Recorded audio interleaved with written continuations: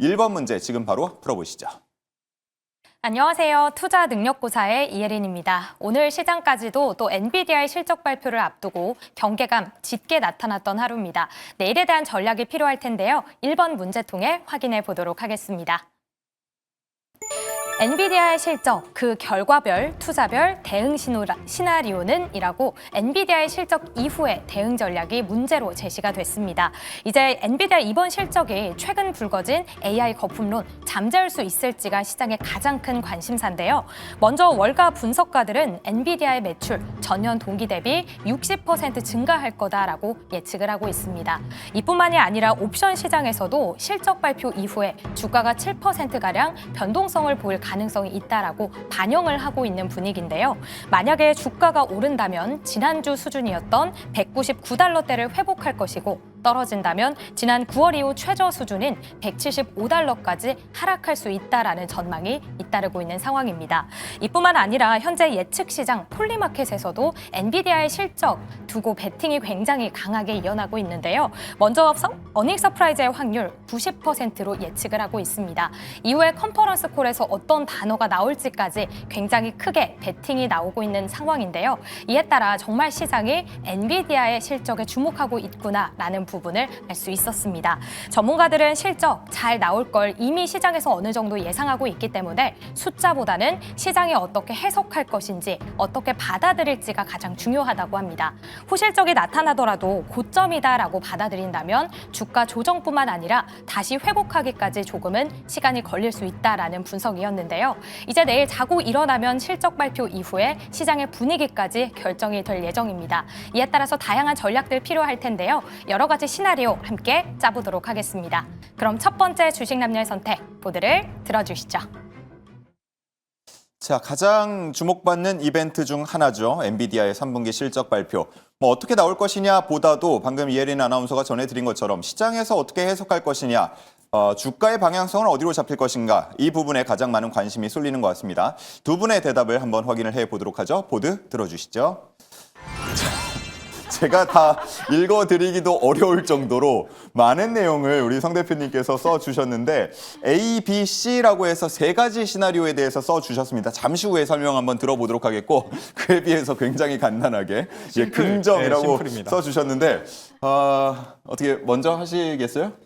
제가 이거 듣고 나면 할 말 없어질 것 같지 않으세요? 근데 저 세 가지 시나리오의 종합본이 이걸 것 같아요. 그래요? 그러면은 여기 먼저 하겠습니다. 자, 세 가지 시나리오 얘기해 주시죠. 네, 이제 간단하게 설명드리면 지금 현재 제가 A, B, C 시나리오를 쓰고 있잖아요. 첫 번째가 이제 실적 서프라이즈, 가이던스 역시 서프라이즈인 경우거든요. 이 경우가 지금 현재 약 25% 지금 콜옵션과 풀옵션을 분석을 했을 때, 네네. 그리고 지금 현재 50% 확률로 있는 게 실적은 굉장히 잘 카메라 쪽으로 살짝만 한번 보여주실까요? 네네. 실적은 굉장히 잘 나왔는데 가이던스 미스가 나온 거죠. 가이던스가 충족시키지 못한 경우가 지금 B안이 되는 거예요. C 같은 경우에는요, 둘 다 미스가 나는 거죠. 실적 플러스 가이던스까지 미스가 나는 경우에는 일단은 주가는 급락할 것이다. 근데 지금 제가 확률적으로 가장 높게 보고 있는 건 B 시나리오거든요. A가 25% 정도. 네, B가 지금 50% 확률, C가 지금 25%인데 실적 잘 나오겠지만 가이던스가 조금 미스하지 않을까라는 게 지금 현재 콜옵션 분석 결과 가장 많은 상황이라고 할 수가 있습니다.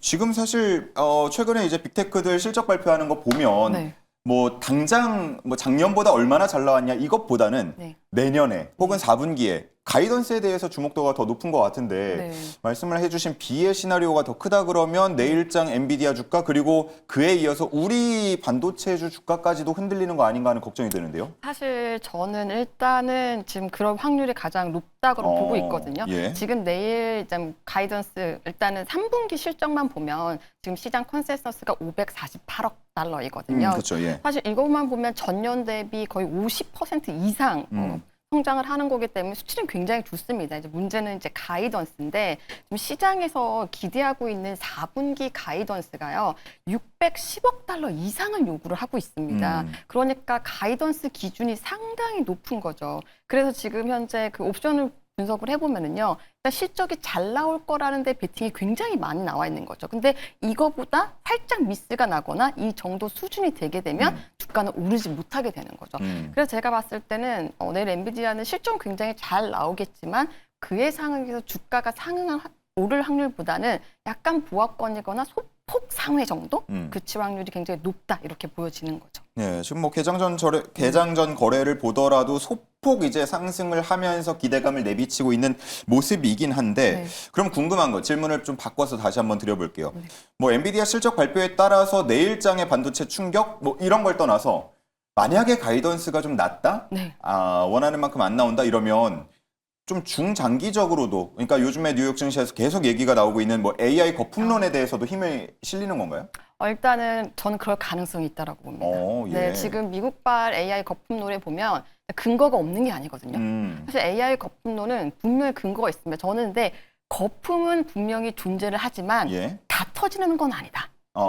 전 이렇게 보고 있거든요. 안고 가는 거품이다? 아니죠. 대장은 살아남는 거죠. 대장은 살아남는다? 네, 왜냐하면 지금 다 과잉 투자인 거는 정말 팩트이거든요.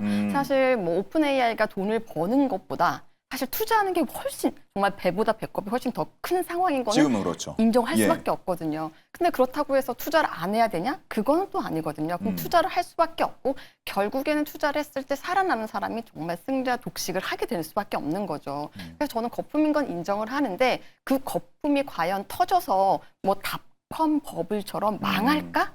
그건 아니라고 보는 거죠. 망하려면 이제 주요 기업들의 주가가 크게 떨어져야 되는데 그렇다기보다는 사실 AI로 엮여서 올랐던 우후죽순 올랐던 그런 종목들이 좀 크게 충격을 받을 수 있다. 그렇죠. 그리고 사실 저는 닷컴 이 버블론의 가장 핵심은요.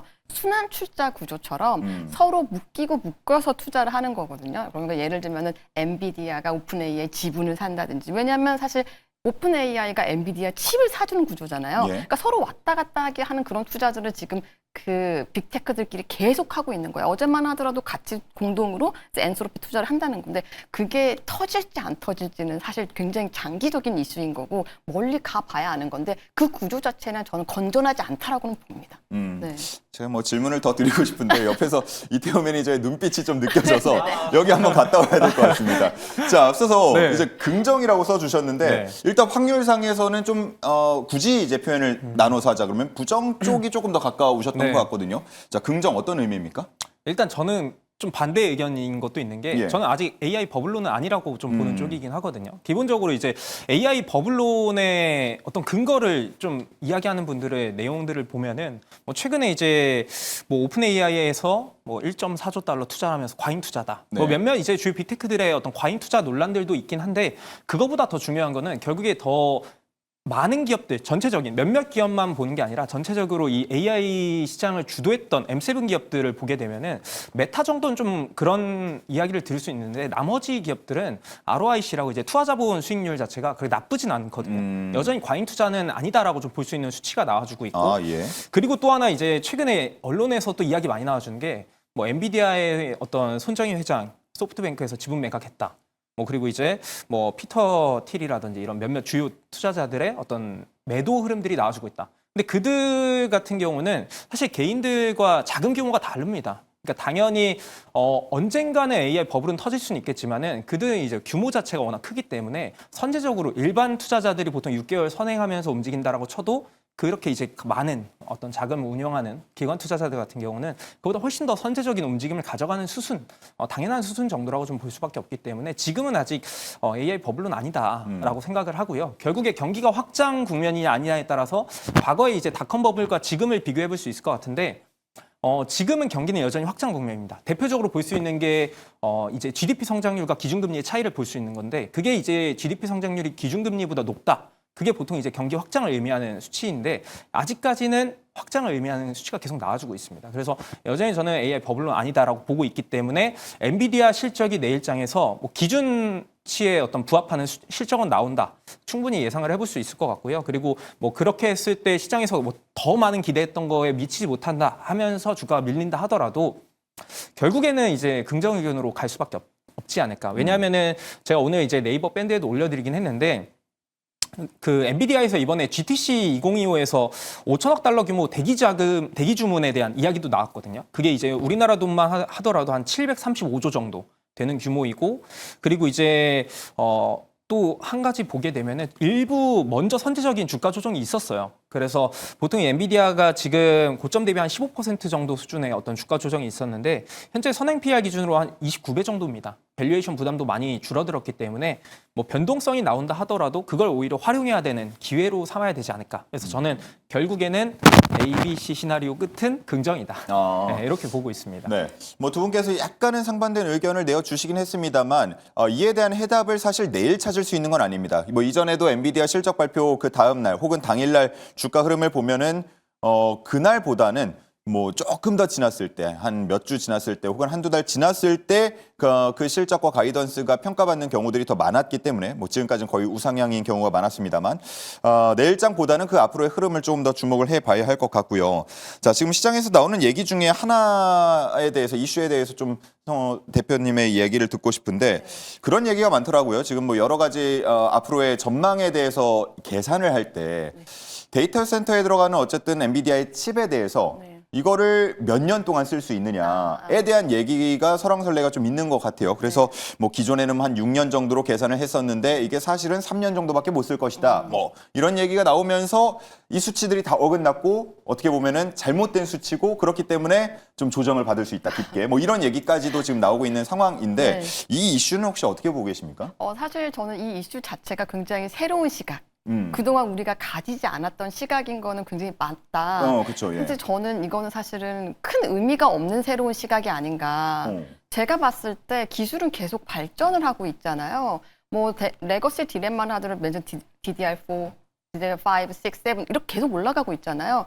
그 지금 현재 최첨단 칩의 감가상각이라는 게 우리가 건물 같은 거는 솔직히 감가상각이라는 게 의미가 있다라고 생각을 하거든요. 저는 근데 이런 칩에서 감가상각의 개념을 들이댄다는 것 자체가 전 솔직히 상식적으로 조금 그렇게 납득이 되지는 않는다 이렇게 말씀을 드리고 싶고 저는 내일 이제 엔비디아 실적에서 꼭 봐야 될 체크 포인트가 있는데 그게 바로 이제 블랙웰의 판매 속도라고 보고 있거든요. 이제 블랙웰 같은 경우에는 엔비디아의 차세대 고가 칩인 거잖아요. 이거야말로 AI 2차 사이클을 볼 수 있는 핵심 지표라고 보고 있습니다. 그 내일 컨퍼런스 콜에서 이 실제로 블랙웰이 수주가 잘 되고 있는 건지 잘 팔리고 있는지도 봐야 되고 우리가 이제 대기 주문량 같은 거 백로그라고 하잖아요. 그래서 이걸 정확하게 알려줄지 모르겠지만 뭐 이것도 두 가지 시나리오가 있습니다. 예를 들어 백로그, 블랙웰의 백로그가 1년 이상 꽉 찼다. 굉장히 긍정적인 신호인 거죠. 캐펙스 투자 지금 막 해도 되는 상황인 거죠. 근데 뭐 거기에 대한 뭐 백로그가 생각보다 짧거나 안 그럼 거기에 대한 구체적인 숫자를 회피한다. 이렇다고 하면 사실 지금 우리가 하고 있는 그 에이벨 버블론에 대한 근거도 될 수 있고 지출도 줄일 수밖에 없거든요. 저는 그래서 일단은 내일 체크 포인트는 그런 어떤 뭐 감가상각 이런 이슈는 사실 저는 그렇게 작은 이슈다. 마이너한 이슈라고 보고 있고 저는 블랙웰이 얼마나 잘 팔리는지 그걸 내일 실적에서 꼭 체크해야 된다 이렇게 생각을 합니다. 네, 좋습니다. 내일장 엔비디아 실적 발표의 투자 포인트까지 얘기를 해주셨습니다.